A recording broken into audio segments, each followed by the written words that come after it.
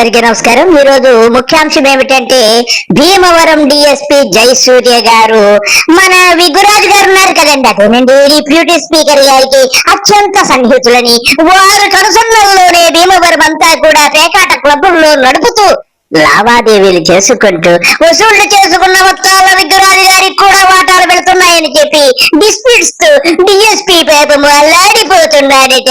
ఇకపోతే ఆ విగ్గురాజు గారి బ్లెస్సింగ్స్ అన్ని కూడా మన డిఎస్పీ గారికి ఉన్నాయట. ఈ విషయంలో మన సీఎం అదేనండి మన డిప్యూటీ చీఫ్ మినిస్టర్ ఉన్నారు కదండి, చీఫ్ మినిస్టర్ గారికి చాలా కోపం వచ్చిందట.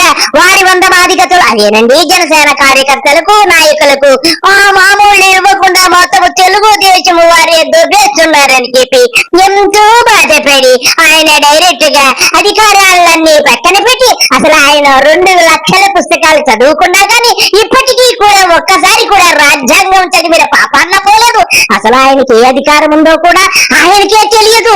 ఆయన వారి హోమ్ మినిస్టర్ కాదని ఆయన డీజీపీని పిలిపించి హుకుం జారీ చేశారని తెలిసింది. మా ప్రియతమ నేత డిప్యూటీ చీఫ్ మినిస్టర్ గారికి ఒక మాట చెప్పదలుచుకున్నాను. అయ్యగారు, మీ అధికారాలు ఏమిటో ముందు మీరు తెలుసుకోండి. అసలు రాజ్యాంగం చదివితే మీకు ఎటువంటి అధికారాలు ఉన్నాయో తెలుస్తుంది. ఒక ముఖ్యమంత్రికి తప్ప ఎవరికి కూడా ఇంకొక మినిస్ట్రీ మీద కమెంట్ చేసే అధికారం లేదు. నువ్వెలాగా పిలిచి రిపోర్ట్ ఇమ్మని అడుగుతావయ్యా? నువ్వెవడవే అసలు అని సిగ్గు లజ్జ ఉందా నీకని చెప్పి యావత్ రాష్ట్ర ప్రజలందరూ అంటున్నారు. పవన్ కళ్యాణ్ గారు నీకు సంబంధించిన మినిస్ట్రీస్ అటవీ శాఖ అయితేనేమి, పంచాయతీ రాజ్ శాఖ అయితేనేమి అనేక బొక్కలతో నిండి ఉన్నాయి. ఆ సమస్యలు తీర్చకుండా పేకాట క్లబ్బుల్లో పంపకాలలో గొడవలు వచ్చాయని చెప్పి మీ జన సైనికులు, పచ్చ సైనికులు, మీ కార్యకర్తలు, మీ బాబు అదే చంద్రబాబు కార్యకర్తలు అందరూ తన్నుకుంటుంటే మధ్యలోకి వెళ్ళి ఆ పేకాట క్లబ్బులో మామూలు రాలేదని ఒక డిఎస్పీ మీద ఒక డీజీపీకి వెంటనే నివేదిక ఇవ్వండి ఎంక్వైరీ చేసి అని చెప్పడానికి సిగ్గుందయ్యా నీకు?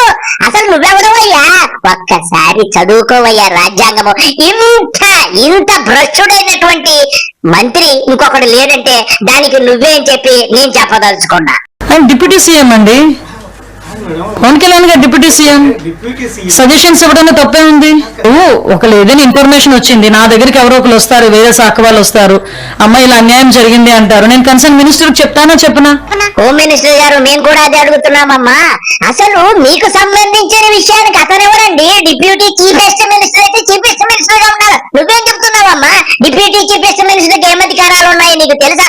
నీకు అసలు నువ్వు ఏం చదువుకున్నావో నాకు తెలియదు. మరి నువ్వు టీచర్ ఎలాగయ్యావో తెలియదు. ఓసారి వెళ్ళి రాజ్యాంగం చదువుకో. నీ డొక్కలో సీఎం నీ డిప్యూటీ చీఫ్ మినిస్టర్ కి ఏ అధికారాలు ఉన్నాయో తెలుస్తా. నీకు సిగ్గు లజ్జ ఉండాలమ్మా. లేకపోతే కన్సర్న్ మినిస్టర్ తాలూకా ఓఎస్డీకో లేకపోతే సిఎస్ ఎవరో ఒకరికి మేము ప్రిన్సిపల్ సెక్రటరీకి చెప్తామో చెప్పమో. ప్రతిదాన్ని భూతద్దమో చూడకండి. హోమ్ మినిస్టర్ గారు అతను డిప్యూటీ చీఫ్ మినిస్టర్ అని నేను ఒప్పుకుంటాను. మరి మీ శాఖలో అతని అధికారం ఏంటండి? అతను ఎవడండి నీ శాఖను కంట్రోల్ చేయడానికి? నువ్వు ఉన్నావు కదా, నీకు చెప్పాలొచ్చి. నీకు చెప్పకుండా డీజీపీని పిలిపించేసి కంట్రోల్ రిపోర్ట్ తెచ్చేయండి అని అప్పుడెప్పుడు సముద్రంలోకి వెళ్ళాలి సీజ్ ద షిప్ అని ఓవర్ యాక్షన్ చేశాడు. ఈ ఓవర్ యాక్షన్ ఎందుకు? నీకుండాలి కదా. మీ శాఖలో ఇంకొకడు వచ్చి చేస్తుంటే నీ బ్రతికేందుకమ్మా? నువ్వు రిజైన్ చేసి ఇంటికి వెళ్ళిపో. అనిత గారు, మీరు అసలు హోమ్ మినిస్టరా లేకపోతే పవన్ కళ్యాణ్కి బానిసా? ఏం మాట్లాడుతున్నావు నువ్వు? నీ హోం శాఖను కంట్రోల్ చేయడానికి అతను ఎవరమ్మా? నాకు ఒకటి అర్థమైపోయింది. ఇందులో విగ్గురాజు గారి పాత్ర ప్రముఖంగా ఉందట. విగ్గురాజు గారికి పవన్ కళ్యాణ్ యొక్క వందమాదిగతులకు పడక ఈ యొక్క పేకాట క్లబ్బులు అయితేనేమి, పందాలైతేనేమి ఇంత జూదము ఏ జిల్లాలో లేదు, కేవలం భీమవరంలో ఉందంట. ఎవరి బ్లెస్సింగ్స్ తో? విగ్గురాజు గారి బ్లెస్సింగ్స్ తో ఉందని చెప్పి ఈ రాష్ట్ర ప్రజలకు అందరికి అర్థమైపోయింది. ఆ వాటాలు కోట్లలో ఉంటాయంట, ఒక్కొక్కడికి వాటాలు. ఈ వాటాలు పంచుకోవడంలో తెలుగుదేశానికి, జనసేనకి వచ్చినటువంటి విభేదాలే ఈ డిఎస్పీని సస్పెండ్ చేయడానికి కారణమని కూడా పూర్తిగా ప్రజలందరికీ అర్థమైపోయింది. ఇంకొక ముఖ్య విషయం ఏమిటంటే ఆల్రెడీ ఈ జయసూర్య అనేటువంటి డిఎస్పీ గారికి ఇంతకు ముందున్న ప్రభుత్వంలోనే అతనికి ట్రాన్స్ఫర్ వస్తే విగ్గురాజు గారి బ్లెస్సింగ్స్ తో అదే కూటమి ప్రభుత్వం ఏర్పడతానే ఈ విగ్గురాజు గారి బ్లెస్సింగ్స్ తోనే మళ్ళా జయసూర్య గారు ఇక్కడే ఉండడం జరిగిందట.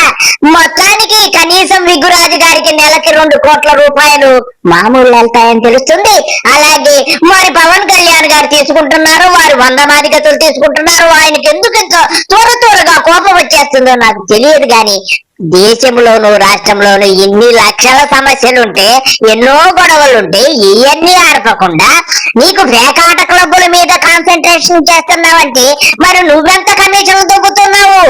ఆ యొక్క ఆ జూదంలో వచ్చే కమిషన్లు మరి నీకు, నీ గూటాల కూటమికి, నీ బాబుకి, అదే చంద్రబాబుకి కూడా వచ్చి ఉండొచ్చు. లేకపోతే ఆయన మా చిన్నబాబు గారు ఎందుకు ఒప్పుకుంటారు? ప్రతి దాంట్లో కూడా ఆయన హస్తం ఉంటుంది. అక్కడ చేసిన కలెక్షన్లన్నీ సింగపూర్ తీసుకెళ్తాం ఆయన హాబీ. కాబట్టి ఇది కేవలము కూటమి ప్రభుత్వం యొక్క వైఫల్యముగా యావత్ రాష్ట్ర ప్రజలందరూ అనుకుంటున్నారు. విషయం ఏంటంటే ప్రతి విషయాలు కూడా మా వరకు వస్తాయండి, మా వరకు రాకుండా ఏముండవు. ఇది జస్ట్ అఫీషియల్ గా వచ్చిన కమ్యూనికేషన్ కింద భావించవచ్చు కదా. ఎందుకు దీనికి ఇంత రాద్దాంతో? మాకు లేని ఈగోలు మీకెందుకు అబ్బా? నాకు అర్థం కాదు. మాకున్నాయండి, మా నోటీసులు మాకున్నాయి, మా దగ్గర కూడా రిపోర్ట్ ఉంది. ఆ రిపోర్ట్ ని బేస్ చేసుకొని మా చర్యలు ఉంటాయి. ఓకేనా? రాజ్యాంగం ప్రకారం ఉప ముఖ్యమంత్రి పదవి అనేది అఫీషియల్ కాదు. అట్లాంటప్పుడు సీఎంఏ సుప్రీము. అట్లాంటి టైంలో పవన్ కళ్యాణ్ ఈ డీజీపీని నివేదిక కోరి, మాది ఎన్డీఏ కూటమి అండి. మేము ఒక విషయం చెప్పనా, మీ ఇలాంటి క్వశ్చన్స్ లాస్ట్ గవర్నమెంట్ లో సీఎం ని మీరు అడుగుంటే ఈ పొజిషన్ ఉండేది కాదు ఈ రోజు మాకు. అదే కాదు చెప్తున్నా, ఇలాంటి క్వశ్చన్స్ ప్రీవియస్ సీఎం ని మీరు అడుగుంటే, లాస్ట్ సీఎం ని మీరు అడుగుంటే ఇలాంటి పరిస్థితులు ఇప్పుడు సొసైటీ కూడా వచ్చి ఉండేవి కాదు. నేనేమంటానంటే ఈ రోజు మేము అందరం ఎన్డీఏ కూటమిలో ఏదో రకంగా చిచ్చు పెట్టాలని చూస్తారు. మాకు అండర్స్టాండింగ్ ఉంది, మాకు సమన్వయం ఉంది, శాఖల మధ్యలో సమన్వయం ఉంది. మాకు ఎటువంటి ఈగోస్ లేకుండా మేము పనిచేస్తున్నాం. మా అధికారులు ఎటువంటి ఈగోస్ లేకుండా పనిచేస్తున్నారు. మీకు కావాల్సింది రిజల్ట్, మంచి పరిపాలన.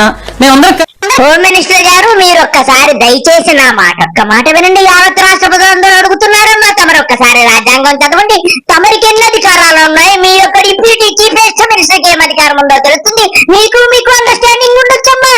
మీకు వాటాల్లో లావాదేవీలు ఉండొచ్చు. ఆ వాటాలన్నీ మీ దగ్గరికి వచ్చేయచ్చు. చిన్నబాబు గారికి వెళ్ళొచ్చు, పెద్దబాబు గారికి వెళ్ళొచ్చు, మా పవన్ కళ్యాణ్ గారికి వెళ్ళొచ్చు, విగ్రాజ్ గారికి వెళ్ళొచ్చు. మీకు రావాల్సిన వాటాలు మీకు రావచ్చు. మీ అండర్స్టాండింగ్ మీకు ఉండొచ్చు.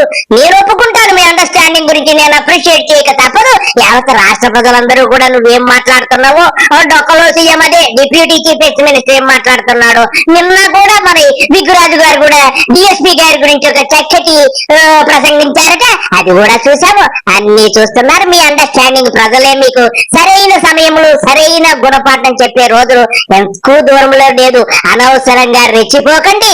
ఇలాగే మీరు పేకాట క్లబ్బులు నిర్వహించుకుంటా మీ గూటాల కూటమి మొత్తం అందరూ కూడా రాష్ట్రాలంతా దోచేసి వాటాలు వేసుకొని పంచుకోండి. మీకు ఒక రోజు వస్తుంది. అంతవరకు వెయిట్ చేయండి. అందరికీ నమస్కారము. బాయ్.